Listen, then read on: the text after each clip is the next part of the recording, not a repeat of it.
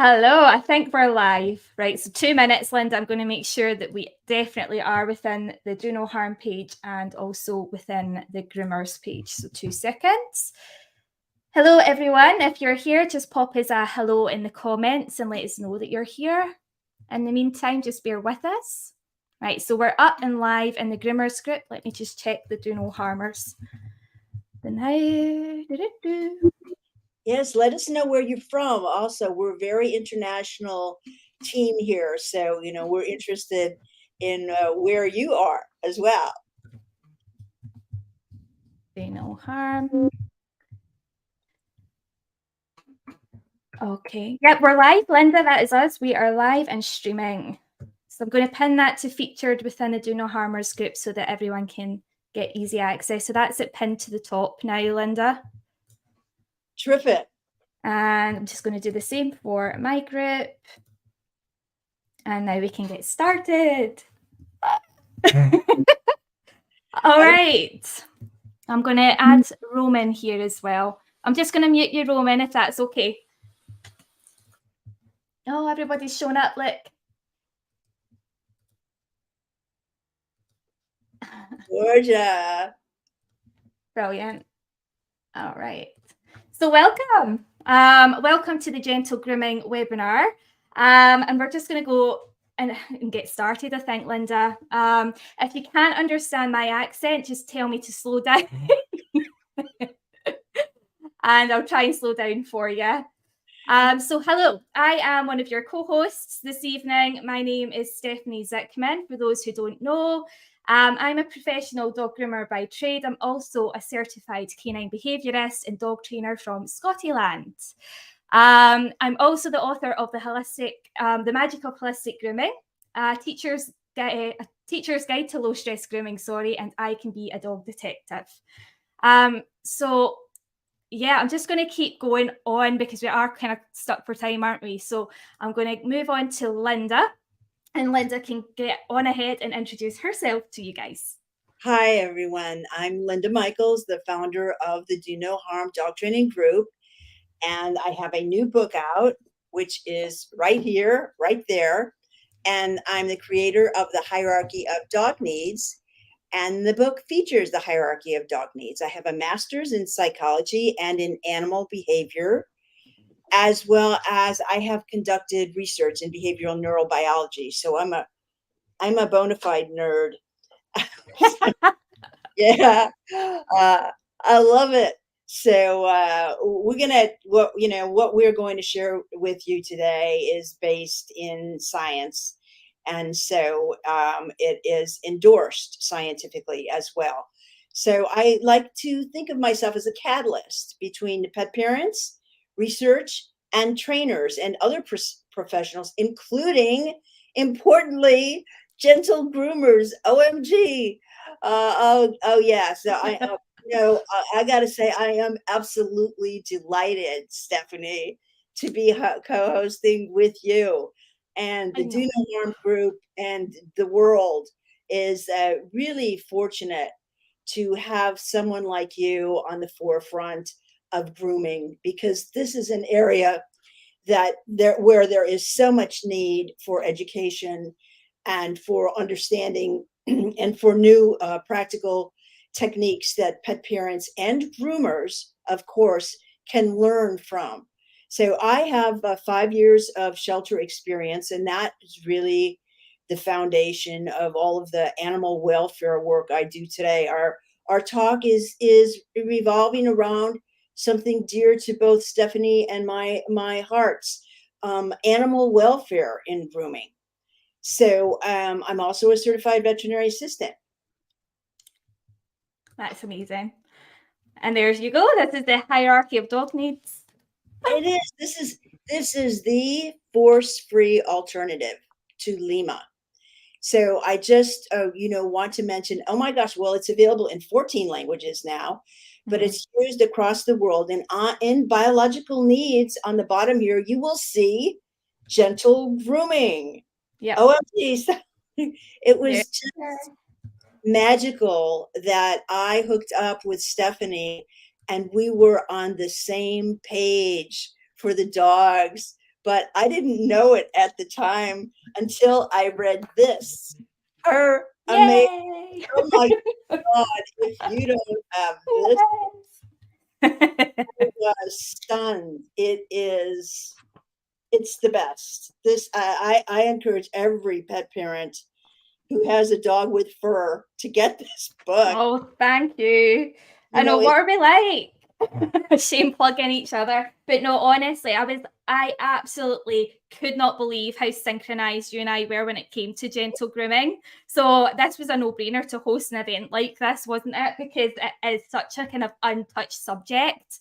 And again, everything that you cover within your amazing book, Linda, reflects the Holistic Grooming Academy's protocol to a T. And I was particularly excited to kind of delve right into the hierarchy of dog needs and how that was relevant to our approach as well. So, I mean, this is just going to be an amazing resource for everyone, whether they're professional or they're pet parents at home looking to learn more. So, yeah, yes, I've got a lot to look forward to. And we're also so fortunate to have you, Stephanie, as a special counsel moderator in the Do No Harm group. I don't think most of my members know about this resource that we have in you to go as a go-to for gentle grooming. But yeah, Stephanie is on our team and we're like this. So you've got a fantastic community of people in your community, Linda. I think it's like a family. And I think, the force-free community as a whole is like a family. So if you're on my group, certainly as well, and you haven't already joined Linda's community, please do that. And I'm sure that Roman will send a wee link to the kind of the live thread as well, wherever it is. If you're on the events page or if you're within my group, I'll certainly share a link to Linda's page as well. But definitely get on that community. It's totally free as well to join, isn't it? So yeah. Yes. And also I do want to thank Roman. Thank you, Roman. Holistic Dog Training, for being here with us today and helping us out. Roman is a very, very prolific. Well, I'm sorry, the bathrobe videos. I can't. I could listen. Roman is brilliant, and we are also fortunate to have him on our team and to be here today to help with some of the nuts and bolts moving forward. Yeah, definitely. I'm just going to send a wee link as well, just so that people know where to find Roman. Okay, and also, we're giving away a couple of free books today.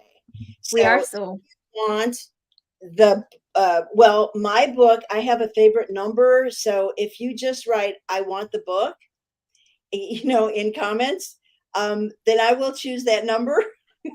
I don't know. Stephanie may have, she's also giving away a book. She may have some more sophisticated criteria. I was just going to pop a name into like a software online and then have it randomly select a name. Yeah, that works. This works. Okay. Yeah. Right, let's move on. Oh, loads of people are saying they would love a book, Linda, so that's great. Are we moving on? Yes. Yeah. Okay, so this is the hierarchy of dog needs, and I just included this slide because even though gentle grooming is in the biological needs section, actually this came about as from a discussion with Andy Hale, one of my very favorite behavior consultants. And just so our viewers know that the levels on the hierarchy are not static; they're fluid. So you will see how, although gentle grooming is in biological needs, emotional needs, social needs, force-free training, do no harm needs, and cognitive needs all come into play as well. Yeah. So the first, the do no harm ethic, you can see all the organizations that have a first do no harm ethic. And this is what is needed in dog training and in grooming.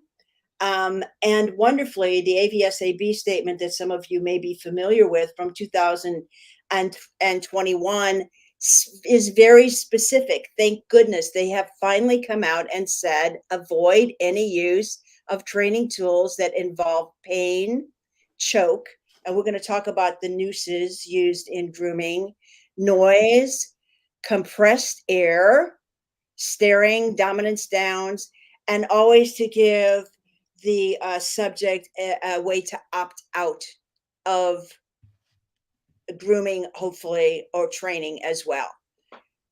Absolutely. Wonderful. And we're going to cover all of those kind of concepts in more detail later on as well, everyone, just so you know. So, I must say that when I think about grooming, and you are the expert here, Stephanie, I could become overwhelmed because what a challenging profession. Yeah. I was just trying to, consider the different types of dogs that come into salons, and they may well come in with a lot of troubles. They may have separation anxiety, other dog reactivity, um, either fear of other dogs or aggression. They may have fear of strangers, fear of the groomer, Yeah. of other people in the grooming facility. They can have noise phobia. And in any case, dogs' hearing is so much more acute than ours at their normal range of hearing, that they're going to be very sensitive to all the noises in the grooming salon. And so they can, and also the sense. Oh my God, a large portion of their brain is devoted to the information processing through the scent receptors in their muscles. So, yeah, the powerful sense in the grooming salon. And they may have a fear of being touched. They may have sensitive areas on their body, um, from a current issue. And Stephanie's going to talk about some of the health issues that groomers can uncover for pet parents, and or they may have a previous injury where they're sensitive, and they just may be afraid of new places or new Yeah. anything and become overwhelmed. And you can get dogs that have any of these problems, or Oh. perhaps all of these problems. Yes. And Yeah. probably throughout one day, you Yeah. are getting dogs that have all of these problems, and maybe more. Yeah. And then when you take into consideration how long a working day is for the groomer as well, and they're dealing with these dogs, and their stress levels are also then increased as well as the day goes on. And it's that trigger stacking for the dog groomer as well. That energy that we have is also transferring onto the dogs that we're working with. So a lot of, the kind of the parts of grooming that I certainly try and tackle is the self-care aspect as well, is how are we looking after ourselves as well when handling these sorts of scenarios, and how are we trying to reduce stress in the grooming environment for everyone involved, and not just the dogs. But yeah, I mean, yourself, Linda, it's trigger stacking even on a day-to-day basis for the average dog that's relatively confident. There's going to be an element of stress that we're working with regardless of anything else. So it's trying to think of ways to try and combat that, and trying to reduce the amount of stress that a dog's under at any given moment within the context of professional grooming. And that's, if I may say, this book here was originally written for groomers. Yeah. So the fact that pet parents now have access to this inside information, just a big deal. And Stephanie really does. I mean, she's speaking to groomers. Yeah. So what she just said about taking into account the difficulties and the stress for the human Yeah. involved in the grooming. So it's it is not only about the dog, but it's about that relationship as well. Yeah. Okay, 100%. Are we moving let's on?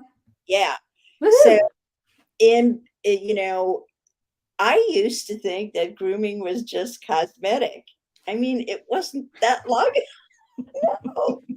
I'll tell you, writing my book and learning, I was like, oh my gosh. I mean, I Yeah. learned a lot researching my book, and that, this cooperative care, husbandry, in grooming and force-free training go hand in glove. Yeah. So I'm glad you're going to talk about the health benefits, the nail trims, and we need to note. And I was shocked by some of the grooming equipment that is standard, not for you, but in most places, I didn't know. I really didn't know. So we're going to talk about potentially dangerous grooming practices and how we can improve standards and best practices in grooming. And Stephanie's going to help us with that. Okay.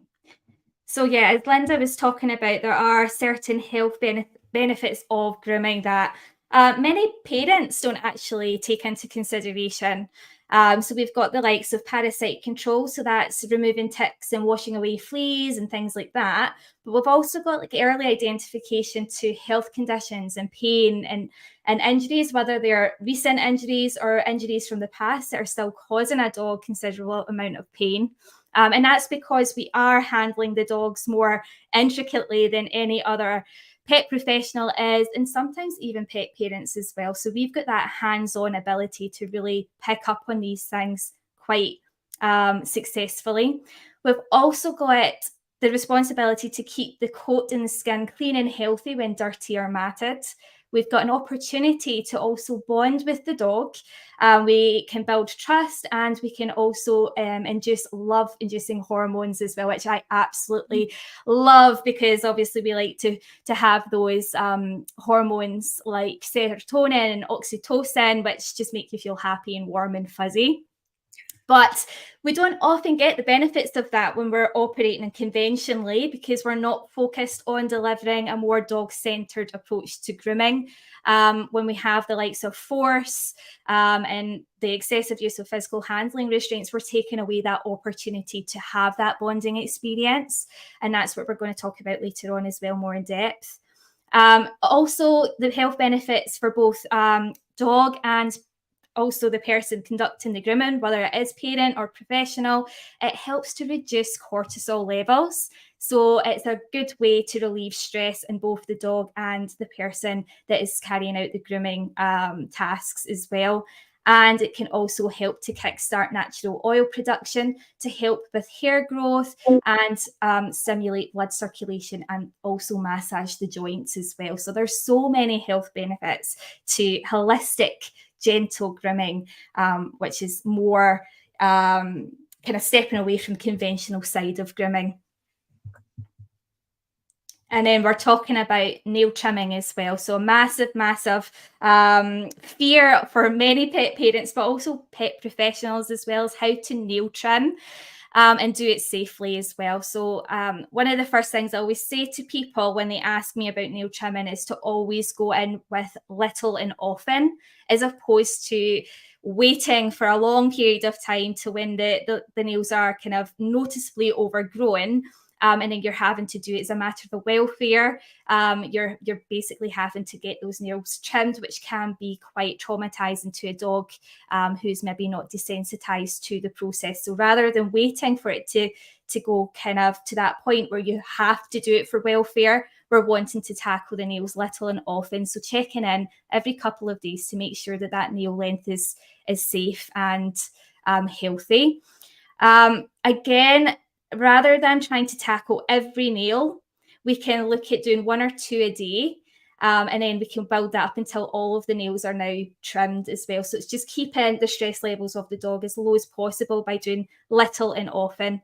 And again, introducing nail trimming in a positive way to help build their confidence to having their paws handled. And again, this should really be introduced as early as possible. So, for example, I have a little puppy here with me. She's 6 months old. I got her when she was 8 weeks, a wee bit younger than what I would normally take her home by, but I have been introducing nail trimming to her from the very first day I got her home. And she's absolutely fine with getting her nails trimmed. And this is a little dachshund as well. So again, with the height of her, it's quite difficult often to get the nails trimmed on the kind of lower, longer backed breeds. But again, if you can just introduce that early, there are ways you can do that a lot safely as well. Again, keep an eye on the dew claws, because these are the ones that are going to catch on things and they can be quite jaggy.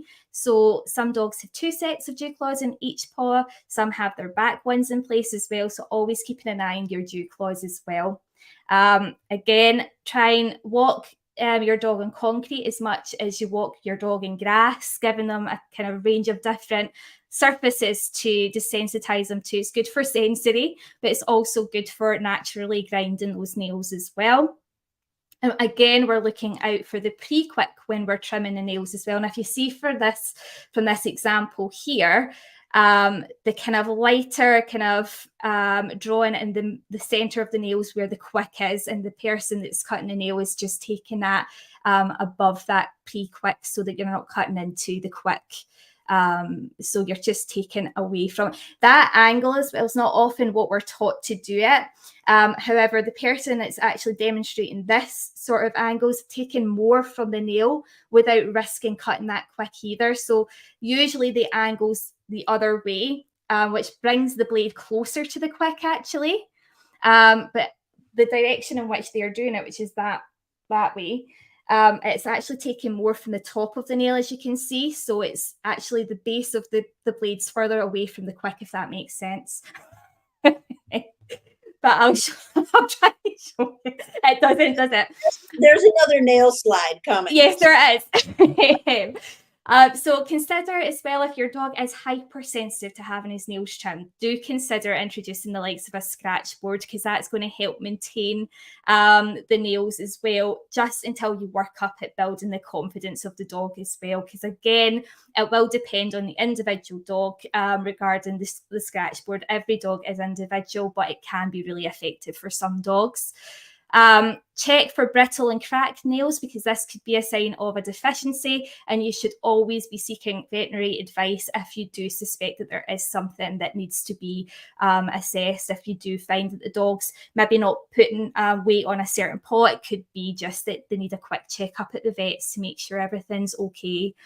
And my last tip for nail tripping is having your dog bathing on a little foot bath. It's also good for after they go out walking as well, to get rid of any kind of foreign objects or that might be stuck in between the pads and things. So making sure that you have like a wee foot bath ready for them with kind of tapered water. That will also help to soften the nails, which makes it easier to cut through. So that can also help with the sensation of the nail clipping for the dog. But just be mindful that the quick can swell when it's a wee bit warmer. So you would be taking less if you were doing it that way, just to make sure you definitely don't cut the quick as well.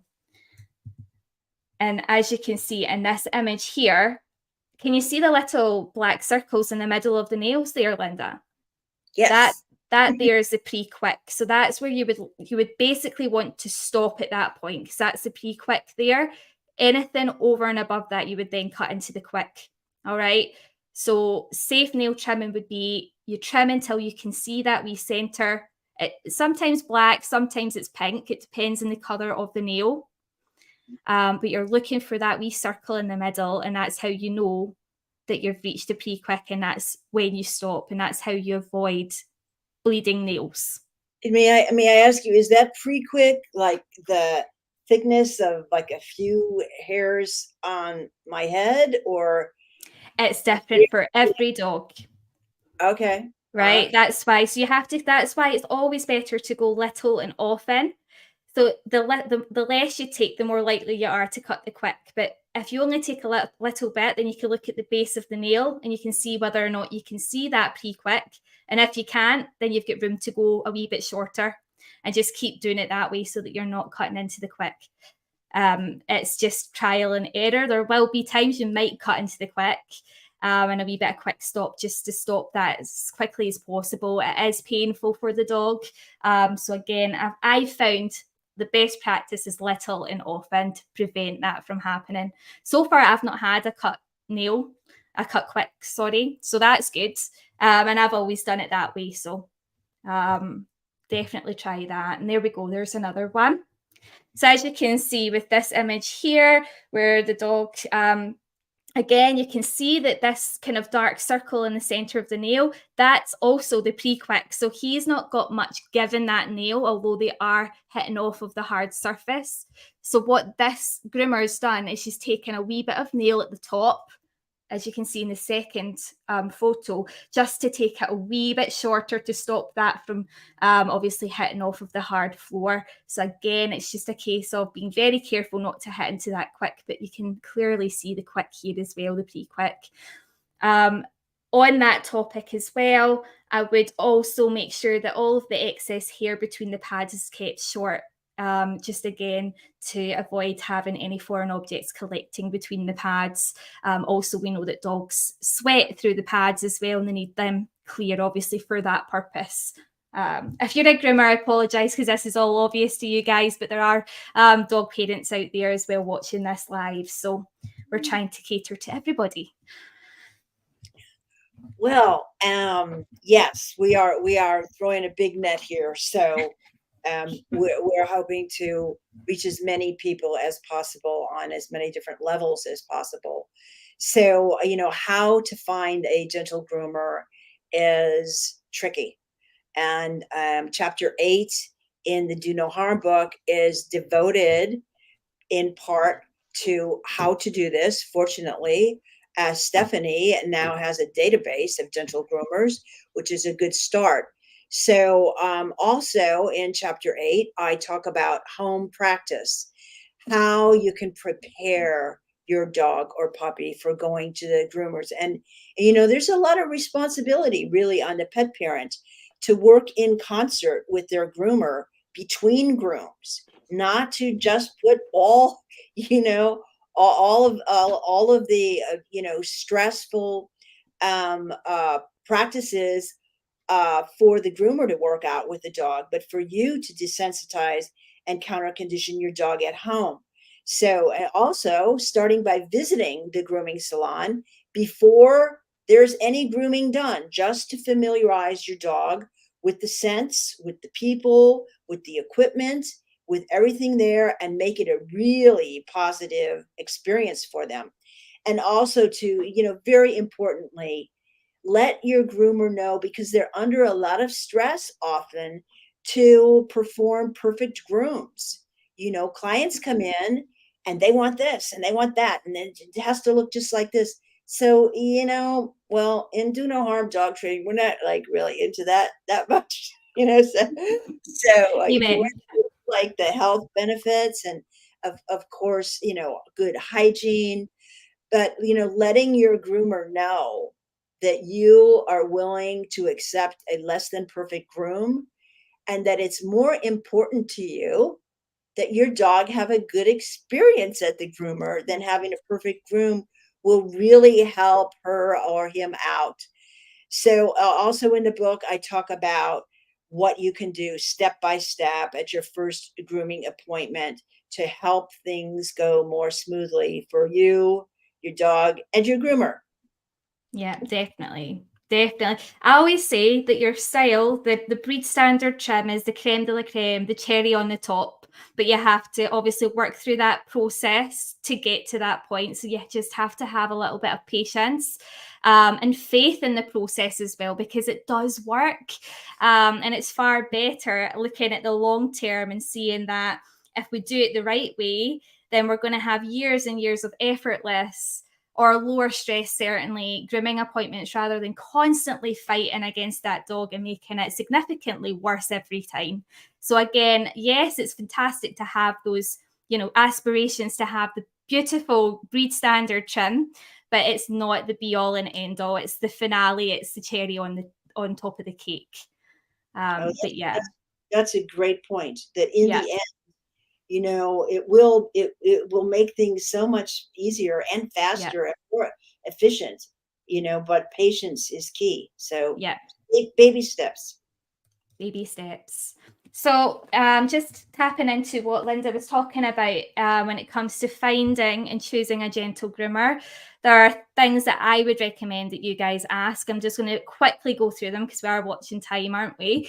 But think about what restrictions a groomer has and what they might have to keep in mind as well. So if the groomer is only limited to one sort of setup and cannot accommodate to your dog's individual needs, then it might not be that the groomer is the right one for you. For example, If they are limited to a multi-dog grooming environment and your dog is reactive to other dogs, that might not be the right groomer for you, in which case you would then go out and source a one-to-one groomer, or a groomer who could then maybe provide home visitations as opposed to a multi-dog establishment. So again, it's just doing your due diligence when it comes to finding the right groomer. And that's not to say that the groomer is not capable of grooming dogs. It's just that the environment itself is not suitable for your dog's requirements. Also think about if the groomer's trained in different approaches as well to be competent in carrying out different grooming tasks in different ways. So again, having to ask the question, their qualifications, their certifications, what they're doing to invest in their continual professional development.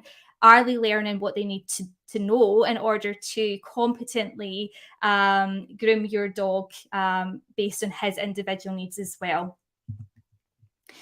Also, look for a groomer who's willing to be adaptable as well to the approach. So, for example, we tap into the significance of crates versus sensory playpens and things like that, which we can have within the grooming environment. If your dog isn't desensitized or positively introduced to a crate, then how would the dog feel in a grooming environment which is already high stress to then be put into a crate with other dogs in the same environment as well? So again, just thinking outside the box. And that's the same for groomers who are listening to this today as well, as can you assess the dog and really pick up and identify their individual needs and be realistic when it comes to their needs, rather than just taking every dog that pads into the door as well. There's plenty of dogs to go around as well, so don't ever be afraid to turn away a dog if you feel that your environment is not suitable for their individual needs. Also think about the range of tools and equipment that the groomer uses and has available as well to carry out grooming tasks. So again, we tapped into earlier the real risks in using physical restraints, some more than others. There are some tools and approaches that conventional groomers recommend, which can have a detrimental impact on not only the physical well-being of a dog, but also the physiological, emotional, and psychological as well. So just be mindful of that. Is your groomer willing to adapt and use different tools to suit the individual needs? For example, a high velocity dryer might just be too much for a dog with noise phobia or skin sensitivity. So what other tools do they have in place in order to accommodate to that dog? And it could be just as simple as having different dryers available, or different approaches to cater to the dog's need as well. Does your dog need to be dried as well? That's another one. Or can he be left to air dry? Again, I would never recommend the use of a drying cabinet if you use one of them. Again, it's just that confined space, and it is a higher risk as well to the dog if you do use one of those. So again, it's just tapping into that aspect as well. Does the groomer have the experience and knowledge to competently work with specific grooming-related behaviour issues? And if they are students of the HGA, so the Holistic Grooming Academy, all students are equipped to handle grooming-related phobias and trauma. So if you do have a dog that has grooming-related fears, certainly look up a Holistic Grooming Academy groomer, because they're going to be the best people for you and your dog. Go back through. My sons came in. Go through. So does the groomer follow a positive, updated approach to handling and caring for dogs? And is the groomer willing to work with other positive-based pet professionals like Linda and Roman? Do they have a broad, extensive network of positive, ethical-based professionals working alongside them? And as you'd mentioned, Linda, we do have a directory of groomers that operate the do no harm ethos, but also the HGA ethos as well. And that is a link to the directory if anyone is interested in that.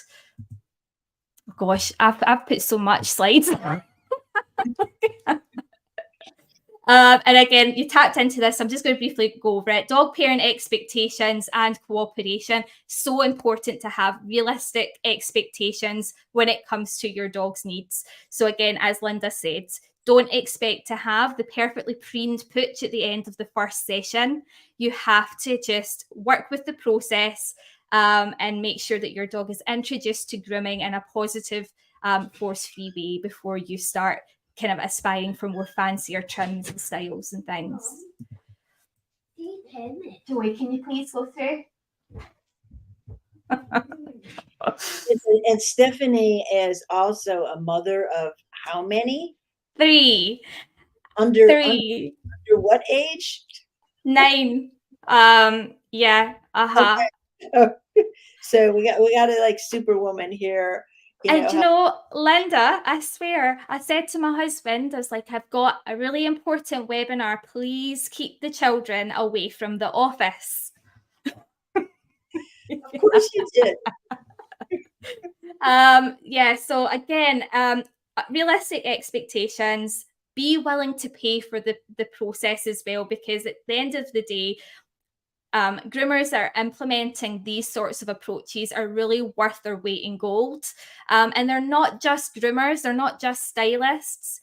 As you said, Linda, we're not just cosmetic based. We are training dogs. We are, assessing them behaviorally as well. So we have to charge for that. And I think a lot of the time, many groomers, certainly operating in this approach, feel like they're taking money for nothing because they don't have something cosmetic to show for it. They're not getting to complete an entire breed standard trim in one session. And my message to you groomers that are watching this evening is have faith in your process, and don't feel like you have to devalue yourself because you're not achieving that cosmetic finish. Because if you're following the do no harm ethos and you're following the positive training aspect of, your more gentle and holistic grooming mentality, then you are doing a lot of work in that time. And in the long run, you're going to see the results of that. So definitely a big topic as well. Realistic expectations of their groomer. And it. So chapter 5 of A Teacher's Guide to Low-Stress Grooming does cover this more in depth.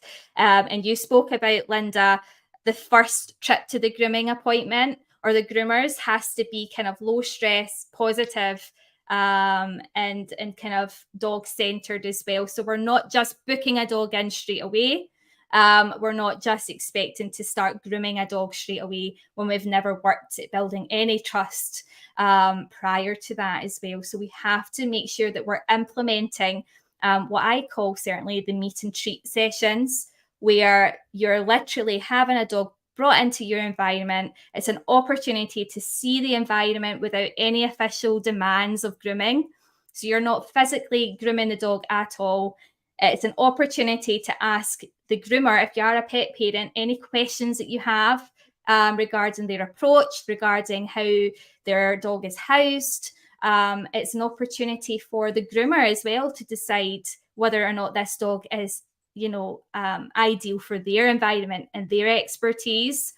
It's an opportunity to also introduce some sensory activities to the grooming environment to make that positive.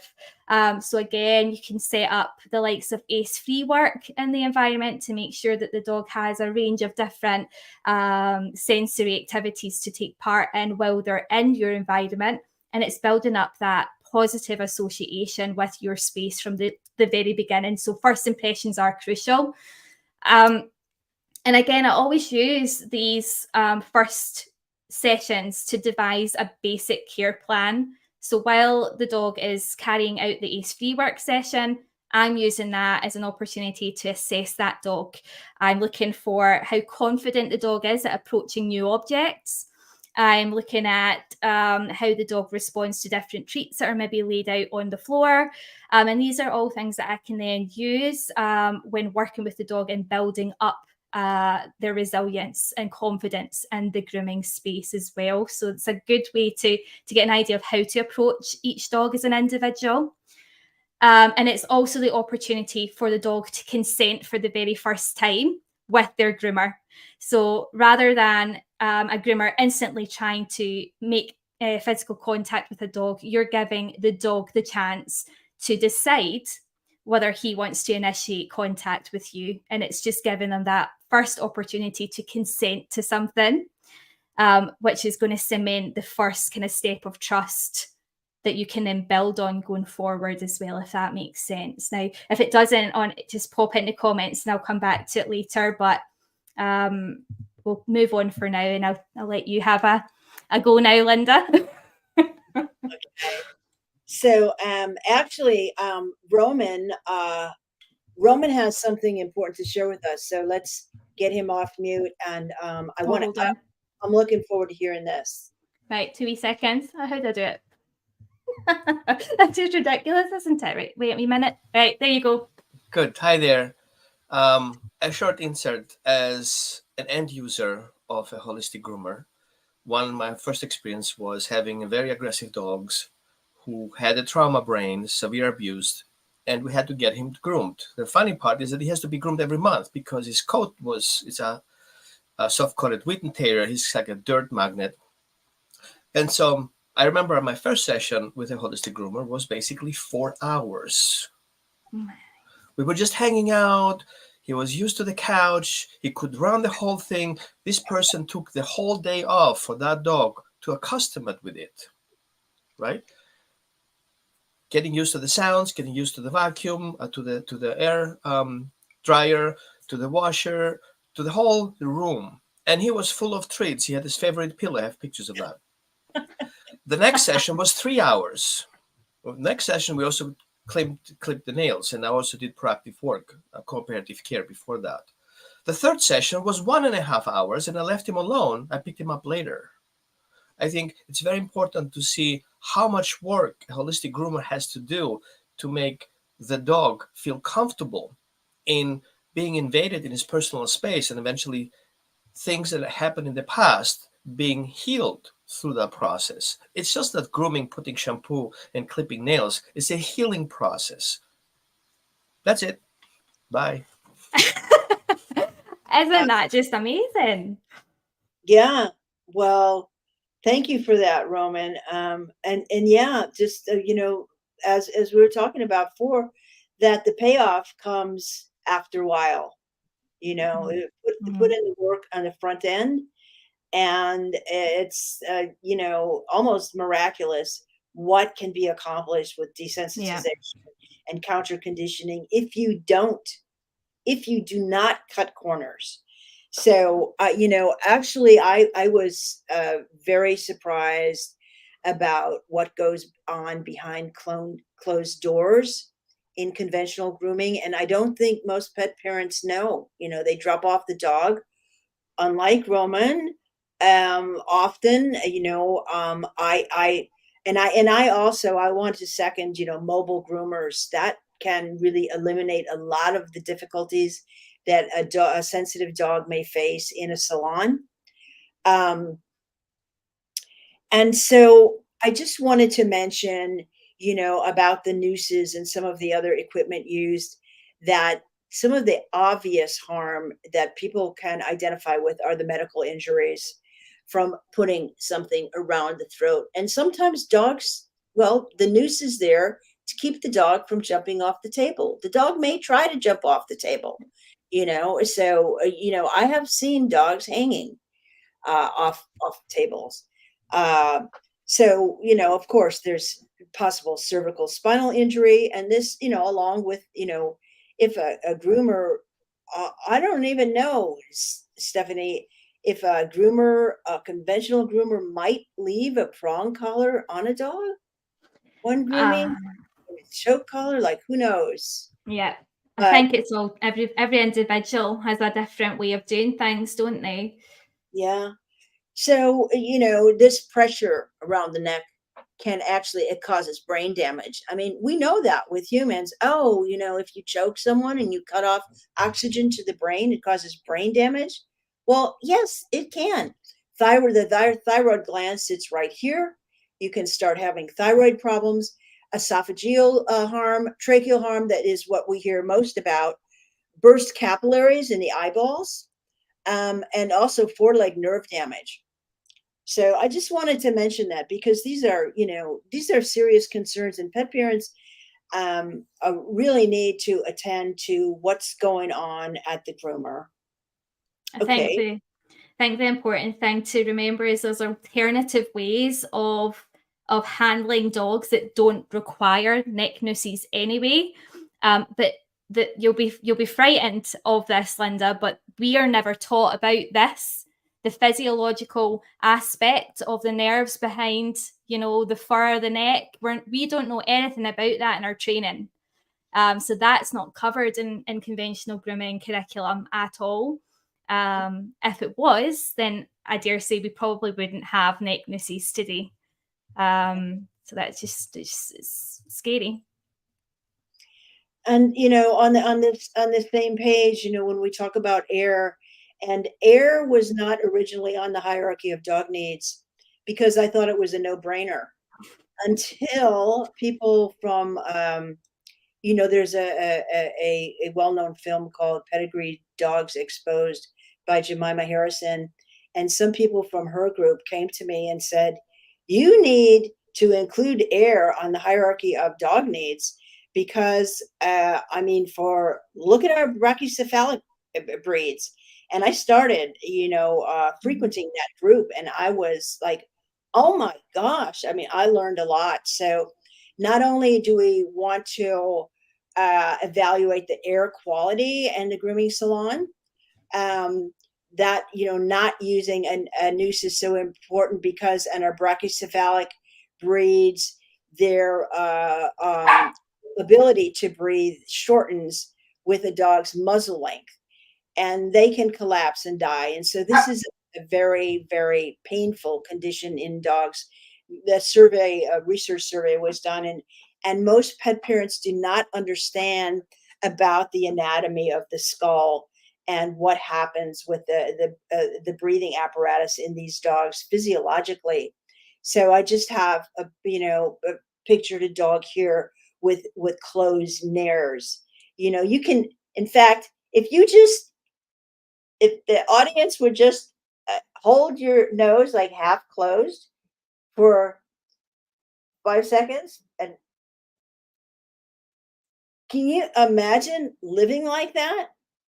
It is awful. So we do not want to add more stress to an already difficult physical situation for these dogs. Yeah. Because of fashion standards. Yeah. And also bearing in mind that the environment in a professional grooming environment, it's very humid. So the air quality within our environment is so much worse than even outside. So you've got that as well to think about. And dental care. Oh my gosh. That you were already talking about health benefits of taking your dog to a good groomer, a dental groomer. So often pet parents overlook dental care, and it's incongruent that we as humans are so cognizant of our dental needs, Mm-hmm. and oh my God, it's like obsessive with the teeth, but often this is ignored in our dogs. Dental pain is serious pain, and the bacteria that can grow in the mouth with toxins that then go directly into the bloodstream and can damage internal organs. It's important that we take care of our dog's teeth, and that hopefully you may have a groomer that's going to take a look at your dog's teeth and may see something for you, because untreated dental disease is very painful for our dogs. Okay. All right, so some basic tips for dental care then on that topic. If we're wanting to brush your dog's teeth as well, the best way to do it is having a damp cloth or a soft bristle toothbrush. It doesn't have to be hard either. It's just something to lightly get to the surface of the teeth. and then carefully brushing that using a natural dog-friendly toothpaste every single day. So rather than just waiting once a week, I would get into the habit of doing it every day just to keep on top of it and to keep them used to it as well. And you can again implement the use of positive training and desensitization in order to build up your dog's resilience to having his teeth brushed as well. And you know, as mentioned, it should be introduced as early as possible. Should really be from puppy stage as well. And also considering the likes of their diet as well, making sure that you know what to feed your dogs to try and reduce plaque buildup. And if you have got access to a canine nutritionist, then definitely get in touch with them to see as well what they would recommend when it comes to the likes of dental care as well, because the diet is significant to that as well. There is something available on the market these days, which many groomers are now offering, and it's called the Ultrasound EmiPet Teeth Cleaner. Again, it can be used as an additional service to remove surface plaque.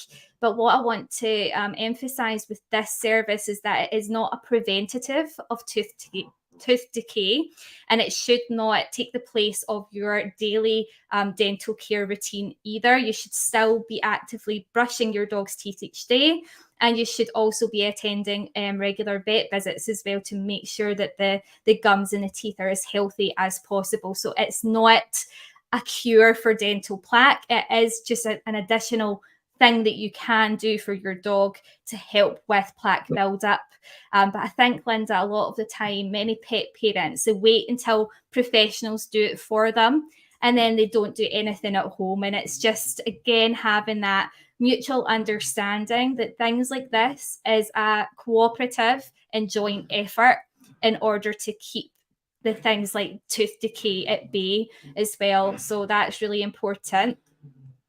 And again, when you're talking about teeth care, we're also looking at gum health as well. So having an eye for signs of ill health when it comes to the gums, looking out for things like pale gums. If your dog has like really bad breath, which isn't really that normal, if it's a different sort of smell, again, I would be looking at a vet visit for that.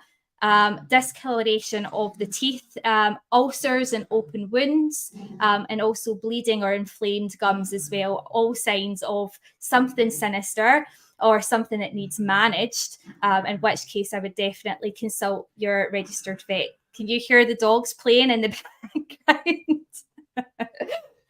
background? Short sedation for teeth cleaning.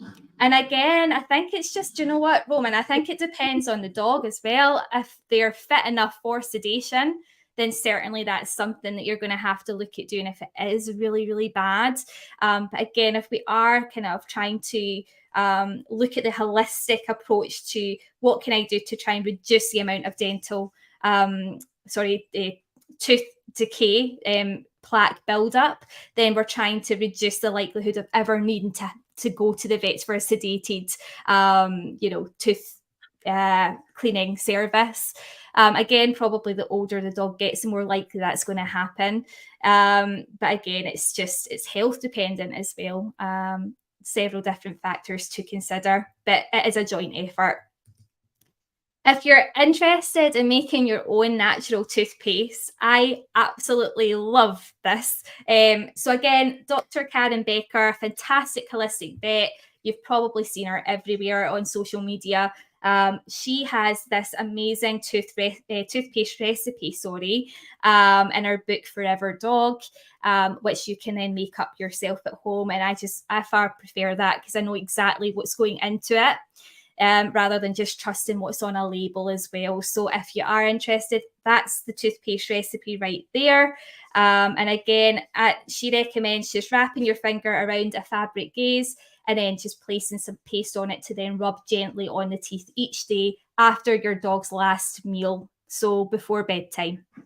And that's what she recommends, and she's a vet. So there you go.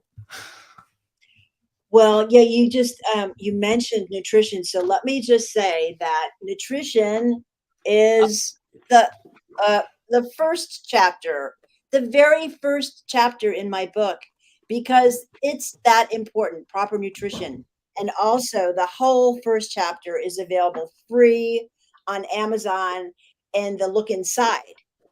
You can, you can read the whole thing right there for free. So let's talk about safety. This is about physical safety right here.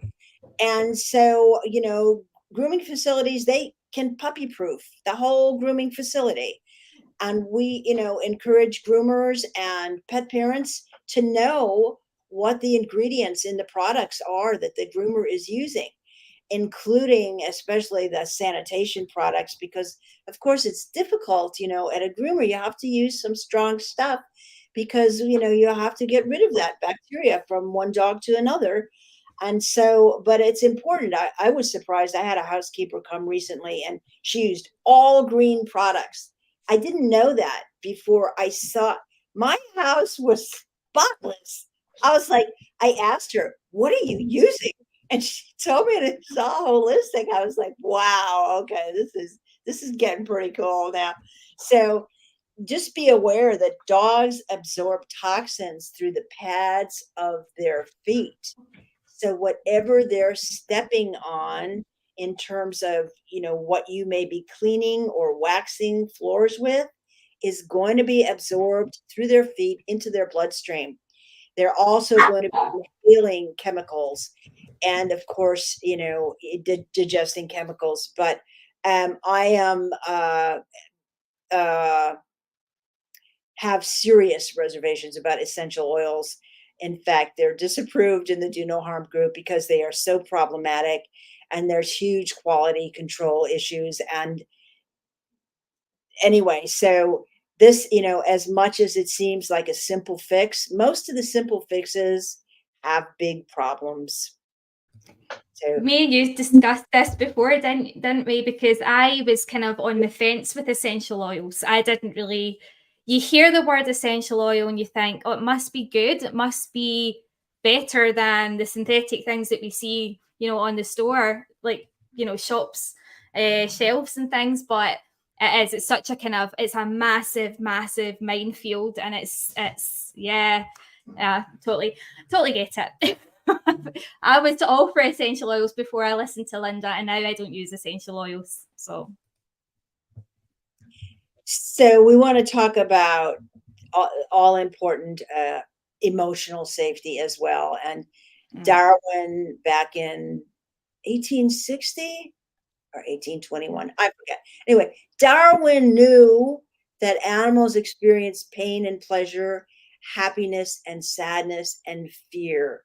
He didn't have the data to back this up, but he intuitively, from observation, we can see this. Yeah. And Panksepp has developed an emotional systems model, and it drives the fight flight responses. And what's interesting with fight flight to me in the grooming context and in training as well is that dogs and we respond equally to real threats as to perceived threats. So if you have a fearful dog, those threats that your dog may be responding to, it may not mean anything to you, and you don't understand why your dog would be fearful of the groomer who's very nice and has some kibble, but there's more underlying this that needs to be addressed. So you want to make sure that the salon and the facility don't represent a threat to your dog and is in fact a safe haven, kind of like doggy enrichment land. It's a preferred space. So like Roman was saying, was that Maddie you were talking about, Roman? Yeah. Okay. This dog, Maddie, was a very just a doll, real doll, and deserved the best. So I'm glad that she hooked up with Roman. But you want to make sure that your dog feels that the salon is a positive thing, a positive event in their lives. So the tools that Stephanie talked about, the tool and the restraints, the physical restraints by the groomer to force compliance, dominance handling, and any real or perceived threat is something that we really want to avoid. And that can be avoided because now there's a guide, Stephanie Zikmann. I'm so, you know, I felt so lonely, Stephanie, out there without any resources. I'm like, oh my gosh, I guess, There's very little resources. I discovered you, and I thought it was like, this is miraculous. Oh my God, I didn't know she existed, but she's real. And this book is real. I'm so delighted to have endorsed it. By the way, my endorsements on the back. Shame plugging. I know there's no shame in shame plugging. And the good thing is, though, the more kind of events like this, the more people are talking about it now. There's so many resources now available since I started 6 years ago. It's unbelievable. It's just kind of caught fire. One of my students, actually, well, she's my graduate now. She's amazing. She's doing such a good job at educating parents at home with her courses. So she's actually introduced home grooming courses that deliver the holistic grooming ethos as well. So Daniela, if you're watching, you're doing an amazing job at raising awareness, and more people are. It's just amazing to see it. So it's not just you and I anymore. There's a community of people now that are on board. So it's really good. Well, that's interesting. You started just 6 years ago. Okay. 6 years, yeah. Yeah. Okay. All right. So as Linda was talking about, there is an element of risk when it comes to conventional grooming equipment. And I'm going to be very careful on how I say it, because I am aware that some people that are watching this might still be using some of these restraints. And this isn't about trying to discredit or trying to shame anybody at all. This is all for educational purposes. Please just take what you need from this webinar, but I'm going to just talk a wee bit about the risks involved when we're not careful when it comes to our approach, conventional approach. So there is an increased risk of what we call learned helplessness. We often kind of mistake learned helplessness with consent or cooperation, because the dog seems to be not responding in a negative way to whatever's being done. But in which case, under kind of careful observation, we can actually see that this is not the case, and the dog has totally emotionally shut down through the use of force within the grooming environment. So in this picture, it's a trigger warning, but in this picture here, you can see that this dog is clearly in a sense of emotional shutdown. And if you've seen the entire picture as well, the entire body is kind of stiff, curved in, tucked in, her eyes are closed. It's very distressing to see. However, that's just a really good example of a dog that is in a state of learned helplessness. We've also got the other example next to it, which is a dog that's showing clear signs of anger, actually, at the process of this dryer being blasted into his face. And if you can see very, very carefully at the back here, this green thing here is actually a neck noose. So the dog is attached to a neck noose. The table's elevated high in the air. The table itself is backed into the wall, so there's no escape route. And the dryer is basically kind of blocking that dog into the table. This is also a pug mix. So again, a brachycephalic breed. So we'll have those kind of breathing difficulties that Linda talked about. So again, really just not suitable for a neck noose. And again, this is just an escalation of behavior. We're seeing a fight response in this one. And this can lead to psychological, physiological, and emotional harm. So again, it's far better to prevent this sort of thing from happening than trying to resolve trauma caused by this sort of approach down the line. So again, it's just being aware of the potential risks involved in a more forceful approach. Again, just laughing at Louis in this picture, because Louis is obviously loving this cooperative free roaming grooming session that's going on in this one here. But obviously, if you can see, the opposite photo shows a completely different side to grooming. Again, it's a forceful, conventional approach to grooming where the dog is restrained on a table. And as you can see, is clearly ear snapping, which is a clear sign that the dog's just not enjoying the process at all. So again, I'm just showing you these examples to give you, a comparative to kind of go against. So your first photo here, neck noose on a high table, the groomer's using force. And then the second one is free roaming and the dog's consenting to it. As you can see, he's got the freedom to move away if he wants to, but he's chosen to roll over and he's absolutely enjoying life. This is Linda, this is King Louis, my dog that passed away a couple of weeks ago. He was the biggest goofball ever, and absolutely adored being groomed. And I think I should also mention here, because it is relevant, that when it comes to grooming, a lot of the time, any groomers kind of hear a breed and they can stereotype based on the breed as well. So for example, King Louis here is a Tibetan Mastiff. Now, if you were to look a Tibetan Mastiff up on Google, you would probably see quite worrying headlines. You would probably see, the most aggressive dog in the world or whatever it is. Now, Louis couldn't have been as placid. He was the biggest goofball ever. So again, it's been mindful of the fact that we shouldn't ever stereotype dogs. And it doesn't matter what breed they are. We have to be very careful with the labels that we put on dogs as well. I mean, I've known groomers that just instantly put on muzzles to every staffy or pit bull or whatever it is they get through the doors, just because of their breeds. And you think, it's just so wrong. It's so wrong. So again, just stepping away from stereotypes as well is a big thing.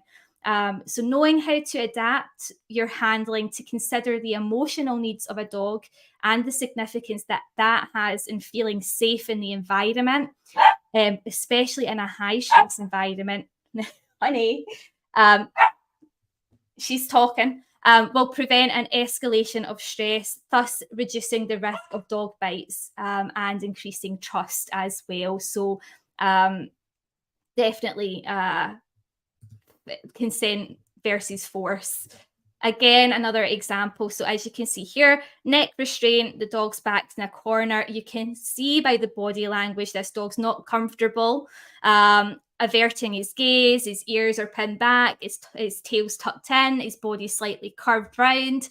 There's a lot of tension as well. And I don't know why the person's using the chain things. I don't know. I mean, that's scary in itself, isn't it? I mean, this image has been taken from Shutterstock, so, I don't know who it is or if it's just for photograph purposes or whatever, but this approach is clearly making that dog feel uncomfortable. But the do no harm in the holistic approach would be to offer that dog the freedom and the free roam to move around the space and really just choose when they want to take part in grooming. As you can see with this Springer Spaniel, his name is Jerry. I thought that was really funny, Jerry Springer. An amazing example of consent-based grooming.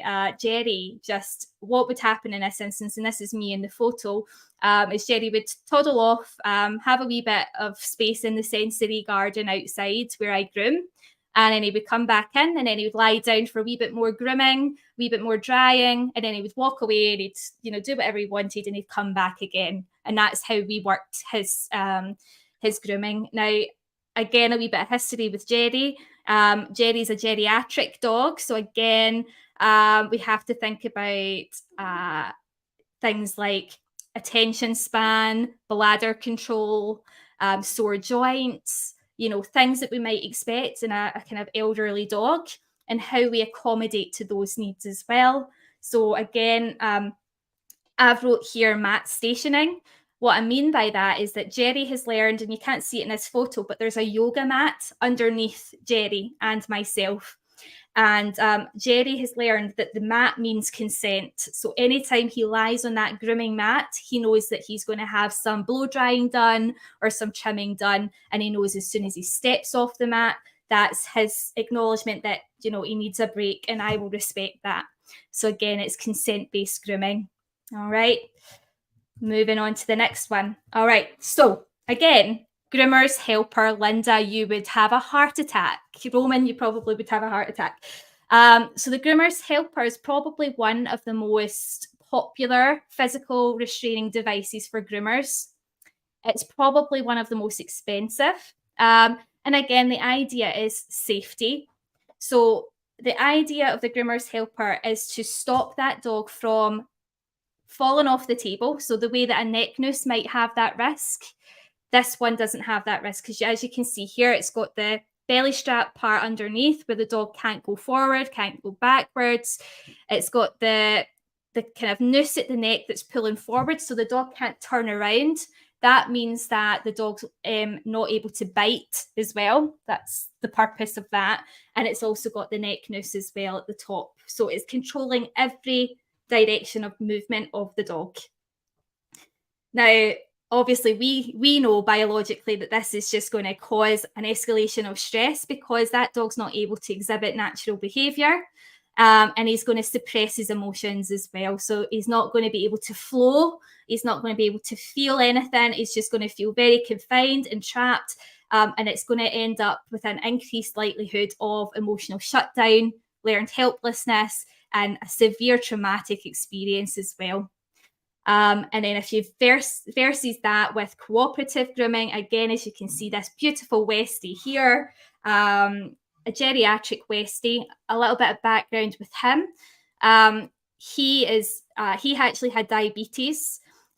He was blind, and he also had hearing difficulties as well. So what we did with him was we decided that a professional grooming environment just wasn't suitable for him. So I then went to his house and visited them at home, and I carried out everything on the floor with his own comfort. And again, he was allowed to kind of go off and wander, come back again. And he actually grew to really enjoy that process, because it was cooperative and it was consensual. So again, it's just trying to cater to the individual needs of the dog and trust in the process. Over to you, Linda. Yeah, well, I'm afraid that Roman is going to need to leave us, because Roman has to go to work doing behavior consultation to help traumatized dogs in another arena. So, Roman, thank you so much for having joined us. Thank you. Do you have like a takeaway or something to leave us with as you go? Yes, I do. First of all, if you're a groomer, look into Stephanie's Grooming Academy. As an end user of a dog with trauma, I can only encourage you, if you have that in your toolbox, you cannot do wrong on a client, you cannot do wrong on a dog. You may not have 15 clients a day, but you have 10 happy dogs walking away from it, and that's a big thing. Now, from as a behavior consultant, I would say the groomer's job is not to desensitize your dog. It's your job at home to start desensitizing your dog with cooperative care. Linda's book has a lot of information there, so start there and work your way up.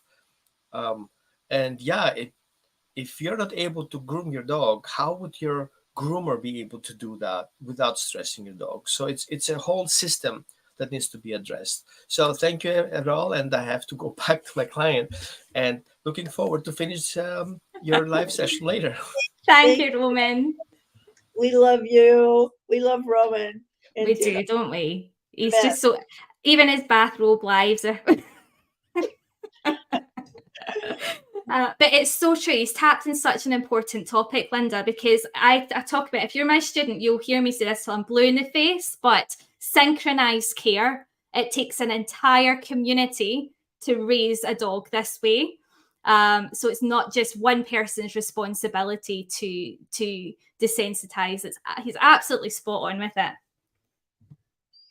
Well, yes, I just wanted to allude to what you mentioned in terms of learned helplessness, Stephanie, because this is such a misunderstood topic. And that shutdown that you mentioned is so often misunderstood, misinterpreted, or miscommunicated to the pet parent about what is happening during a shutdown. A shutdown does not mean a calm dog. This is not a calm dog. In my book, I talk about atonic immobility, which is an extreme version of, well, the white dog that you had there with the I'm nylon just going to muzzle. go with that. That's pretty extreme. This is not normal, and this is not calm. This is a dog in trouble. Okay, so the groomer or the pet parent or the trainer needs to stop whatever they're doing and back off and try to help this dog recover and re-strategize, the whole scenario. So I just wanted to mention that because it happens in veterinary medicine, it happens in grooming, and it happens in training, and that is not okay. It's not calmness. So so this idea of secure attachment, which is something that both Roman and I are very invested in terms of a foundation for a emotionally thriving animal. And this can be supported by a gentle groomer. So the groomer is going to impact your dog's ability to have relationships with all other people. And this, in many dogs' lives, is a central relationship. And it needs to be a secure, that is a safe relationship for your dog. And that means there needs to be trust. Someone who is consistently kind and looking out for the welfare of the dog. And so, yes, this idea of trust, as you mentioned, Stephanie, could not be more important. So the environment, in my book, I have doggy enrichment land that is used for separation anxiety, can use it for house training, can use it for breeding protocols for dogs and babies. But this environment for groomers, or the idea of it, to create an enhanced environment. And Stephanie, I just got a chance to look at your slides. Yeah, this is just, this is what you're doing. So, I talk about some of the techniques that can be used in the doggy enrichment land. So to make this really a preferred space for your dog, or at least to seriously decrease the fear. So we can, really turn things around just by a little thoughtfulness and a little creativity and a little more energy putting into developing an environment that's going to be conducive to a happy dog. Some of the comfort items can be the parental scent. So, like leaving something with your groomer, like one of your sweaty, unwashed t-shirts, really good. No Yeah. knickers, no panties. Oh, yeah. No. Okay. Red flag. Red light district. Okay. So, something you work out with. The grazing games, like scattering food Yeah. on a non-toxic surface. This tool, the Furbo, that records your voice, can be, your recorded voice can be very comforting to your dog and help your dog through the grooming process. Of course, your presence, Yes. your presence as a comfort really ties into that secure attachment, because dogs will look to us for comfort. So, music like reggae music has been shown in research Yes. calming, calming effect, or a blanket or bedding from home. And if your dog has something to look at other than the four walls, if that's possible, even if it's, just the trees waving in the wind, and, birds frequent trees. Your dog could be like really fascinated with looking at that tree and become distracted and desensitized at the same time to the processes and the environment, you know, that your dog finds themselves in necessarily at a salon. So if you're wondering how to adapt your kind of doggy enrichment zones into the salon, it's really easy if you have space. It's going to be slightly more difficult if you are restricted, if you are multi-groomer, but there are ways you can just find certain spaces in your premises where you can set up these enrichment zones. So this is just a wee look at two different environments that are both mine. The first one here is my sensory garden. So this is outside my grooming pod at home. So I'm now a home-based groomer. And this is basically an open door policy. All of my dogs are able to go in and outside as they please. And it's got an element of activities for them to rummage and forage and dig and whatever else as well. And they also get to relieve themselves as well. In the second photo here, this is in my high street salon. So again, a completely different environment. So with the first photo here, in the place that I'm in currently, I don't have any holding pens at all. I'm a one-to-one groomer. So it means then that my dogs can have free roam. When I was operating the high street salon, however, I had to have things in place in order to comply with legislation, in order to keep everyone safe. But instead of having crates, the way that we're going to see in an example later on, I opted for these holding pens instead, which utilised, well, first of all, they were a lot more spacious than the average crate, but they also have an element of home comfort. So like Linda had mentioned, there'd be something from home, there would be something to sniff, there would be treats, there would be fresh water readily available at all times. And again, that would be changed with every dog that came in as well, making sure that you carefully sanitize bowls and things between dogs. And you were talking about distraction in terms of windows as well. We didn't have that option in the high street salon, Linda. But what we did do is we put a television up on the wall so that dogs could then watch the TV. And we had what was called, I think it was doggy television on Netflix. Where it was made and designed for dogs to calm them. And so many dogs loved watching that. And it's like you said as well, it was just that distraction that helped to take their mind off of things. Another significant thing about your kind of, I called it the relaxation zone, is to try your best to have it separate from where all of the noise is happening. So if possible, keeping it as far away from the dryers and things as possible, trying to keep that environment low stress as well. So that's a couple of examples. And this here is probably what you would find in a multi-grooming establishment.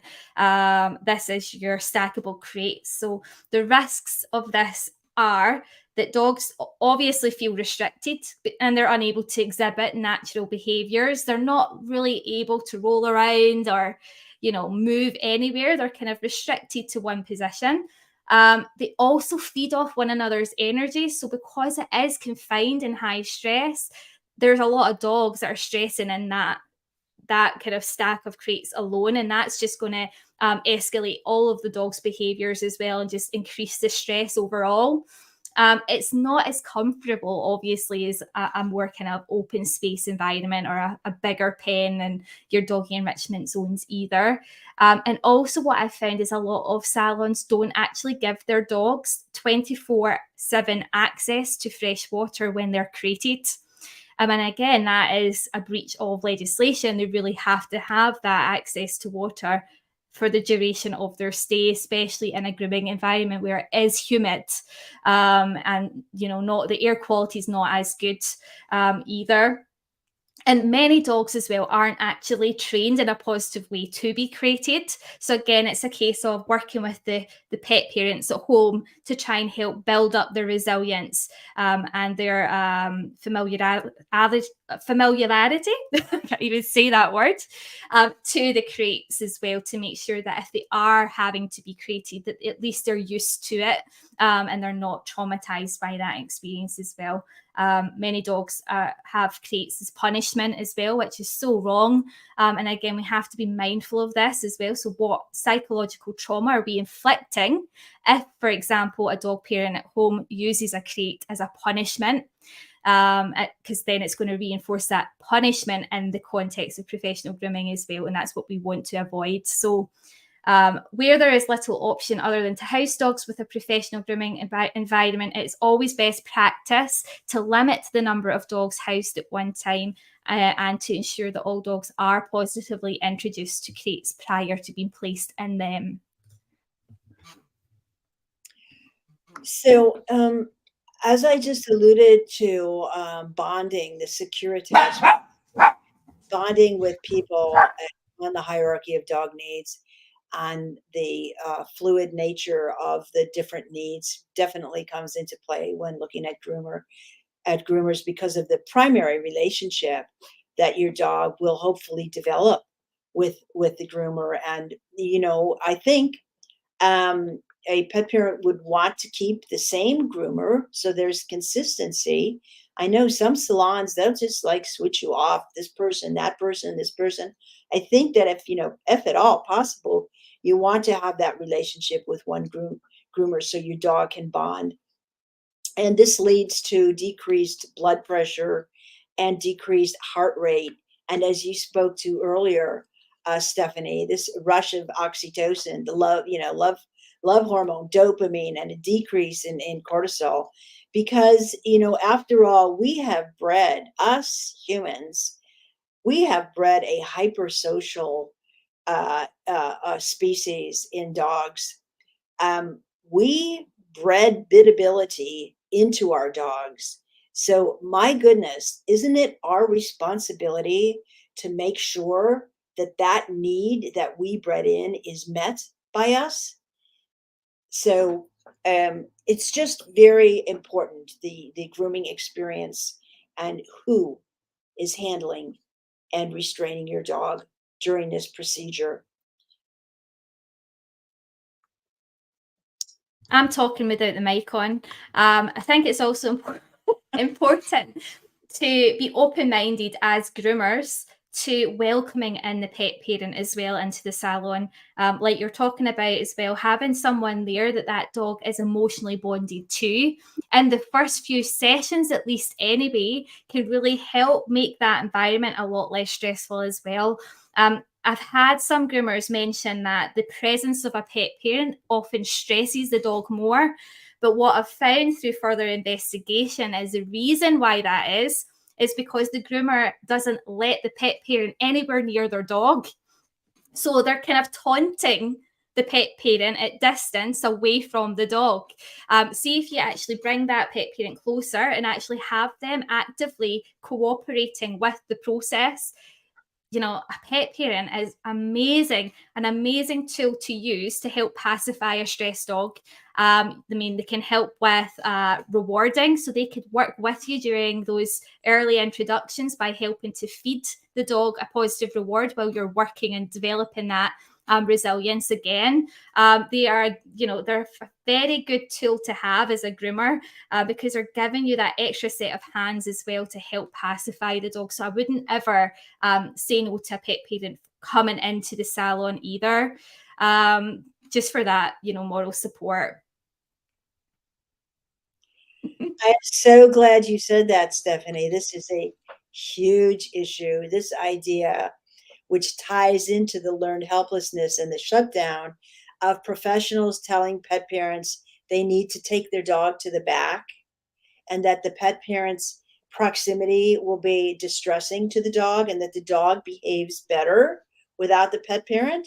Well, that could be because of the shutdown effect, the learned helplessness out of sheer desperation and inability to escape. The dog is shutting down, and the professional is misinterpreting that as calm, or for convenience. Sometimes it's just easier for the professional to get the job done out of the sight of the pet parent.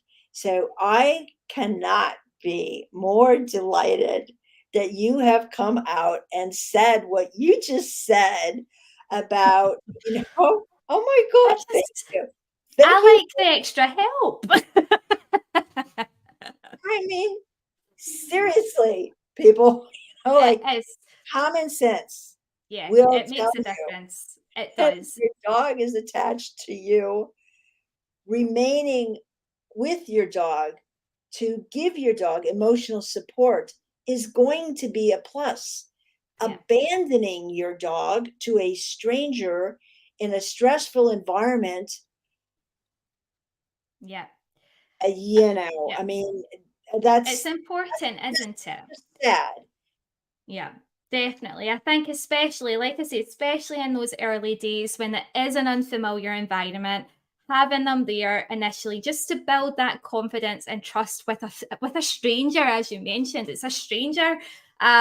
Having that opportunity to really be there and support, and then by all means, once that dog's built up the familiarity with the environment, you can go off and have a cup of coffee somewhere, because you know that dog's now desensitized to that environment. But yeah, I think it's definitely a taboo subject in the grooming industry still. But more and more groomers, thankfully, are kind of getting to that point where they're open-minded now to take on some of that advice. Thankfully, let's move And this on. gives the pet parent the opportunity to evaluate the groomer, right? Yeah, yeah, Actually, what is this groomer's technique and how is he or she interacting with my dog? hmm, And, what is my dog's body language? What is the response? So, it's just like critical information, in my opinion, with my dogs that I'm able to be aware of what treatment and what response my dog is having to the treatment that I'm paying for. yeah. So yeah, it is a taboo subject in so many ways. And also, in the grooming environment, oh duh, there's all these other dogs there. Oh my God. And this can be, very stressful, not only for a reactive dog, wow, yeah, who is maybe put in a cage, with all these other dogs in cages, but a very shy and fearful dog. This could be like extremely frightening. So all of these things that we're talking about, you need to, take into consideration in your dog's grooming experience. There's someone saying they appreciate pet parents staying, providing support and comfort. Yeah. Thank you, Okay. Liz. Leslie, yeah. That's you, your next one. Okay, so now I'm looking at the comments. I know. Roman, excuse us. We're also like new at this co-hosting thing. I know this, we're winging it, everybody. This is like a last minute, isn't it? Just life has gotten away for both of us, and we've just basically just jumped on. I know what I think it's perfect. So we're gonna, we're getting. I know we're going Yeah, to it's an quite hour and a half long. here. So I'm not quite sure what we're gonna do. Just there's Um, not much, is there? There's not much left, I don't think.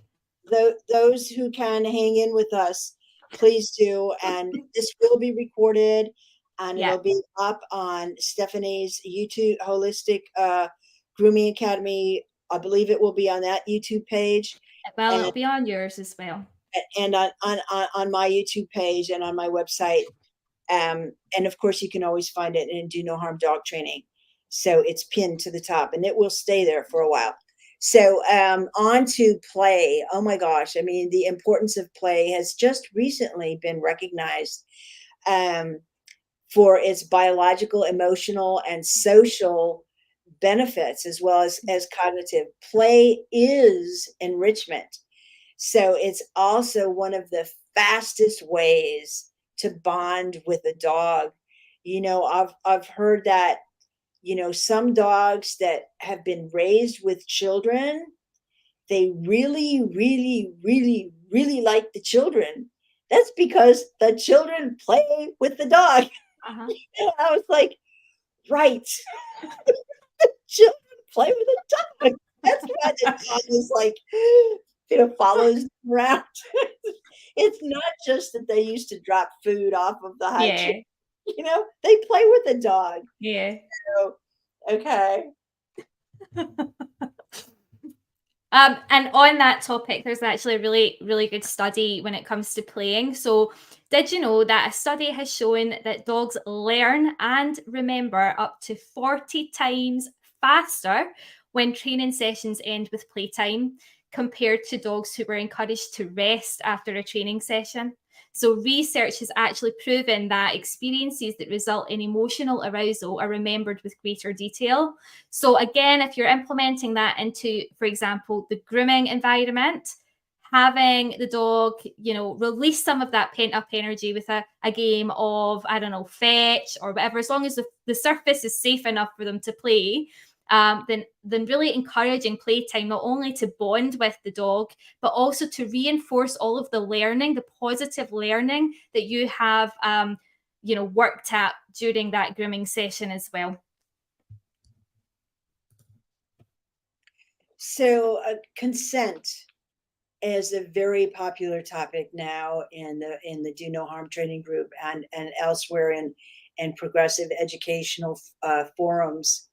And this really comes from the concept in psychology of locus of control, which we understand well as humans, that the impact that having a degree of control over the outcome of events is so important to us. If we do not have a degree of control over the outcome of events, this creates a very stressful physiological response as well as emotional distress. So this idea of allowing dogs consent now, giving them a choice, is the opposite of learned helplessness.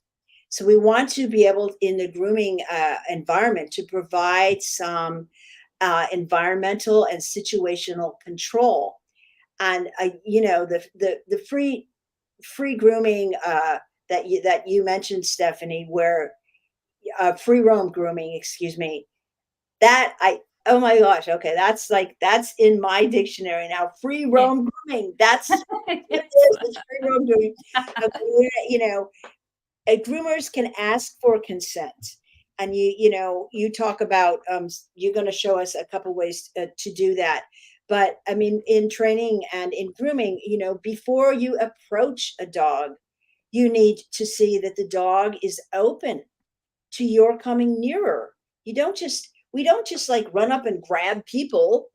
We wouldn't do that because, there's a thing as personal space, and hardly anyone is like okay with that.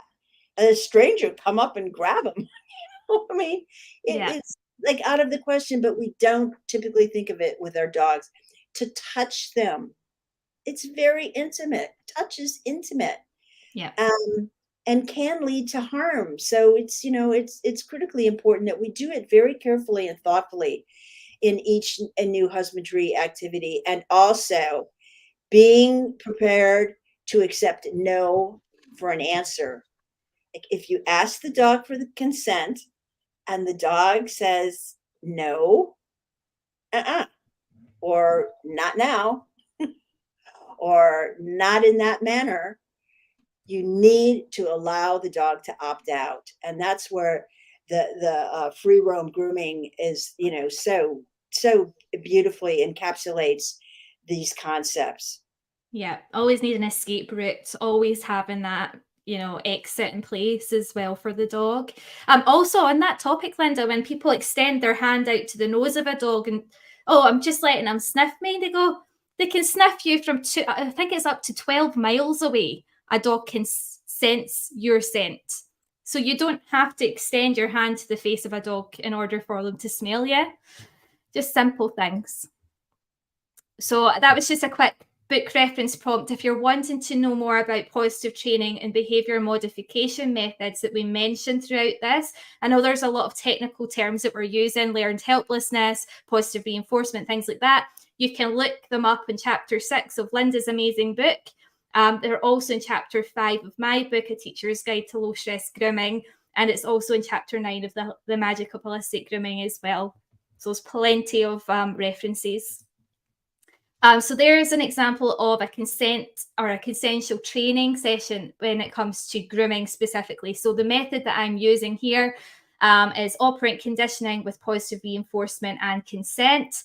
And the process is that I'm clipping some of this dog's coat. I'm stopping to praise.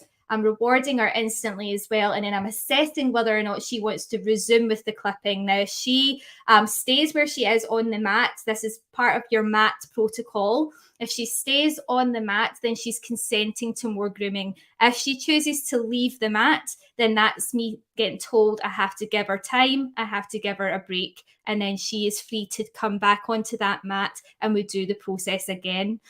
So that's consent-based grooming. Here's an example to compare. So quite often a groomer is told to chin hold a dog in order to trim around the face. And as you can see with this photo here, you can, if you are quite good at observing body language already, then you'll be able to see the signs of kind of distress in this dog with the chin hold. And again, it can be quite painful as well, because that is a firm grip that you have. And it's also a forceful one because you're controlling that dog's head with force as well. Whereas if you compare it to a cooperative approach, we can teach a dog through the chin rest to choose to lay their chin on your hand while you do some gentle trimming, and the dog then has that freedom to move her face away or sit her face back down. And again, it's just that cooperation and that trust between groomer and dog as well that makes the difference. And as you can see with her body language, she's very relaxed. She's allowed to lie down. There's no restraints in place at all. Also, the table's really low down as well, so she can step off of that table anytime. And she's also got a really thick yoga mat for comfort on the table. So there's all sorts of things going on in the background. This is Lexi. She's a geriatric Lhasa Apso. Chin rest. There you go. Well, you know, that is just so wonderful. And yeah, I've seen that grabbing the hair of the face. Oh my gosh. Okay. Yep. So chin rest. Chin Thank you rest. for that. So, you know, the absence of pain and throughout the do no harm dog training methods and management and the hierarchy of dog needs, we can use all of these different methods for force-free practices that are on the hierarchy that are listed right here on the left-hand side. And these methods are all safe to use. Every single one of them. They can be used in any order. Oh, there you go. Okay. Yeah, they can be used in any order, and they are all used in gentle grooming. So we encourage you to stay on the path and be patient and allow dogs to opt out at any stage of grooming if and when necessary, and come back, just like Stephanie said. Is that the next one now? Yes. Oh, we're at the end. So we did it. This is my book, which is a bestseller on Amazon. I'm just oh my God! Like for how many weeks, Linda? Oh, I don't know. I don't know. It changes, weeks. And they, you know, they change. They update every hour. Yeah, yeah. I've learned all these things about publishing that I could share. I could do. You know, we could definitely do a presentation on publishing, Stephanie. Oh my goodness. But so the book is also available on Ingram Spark. The last time I checked, it was in 35 libraries, which just being a nerd, a science nerd, you know, I love libraries, and I love these hard copy books. I like the hard. There are advantages. I like paper. Yeah. Yeah, me too. There are advantages to the ebooks, but I do like the hard copies. So Can't highlight on an ebook, really, can you? I mean, you can, but it's not the same. Exactly. It's not the same. It's not the same. So we do encourage you to come back and check the comments.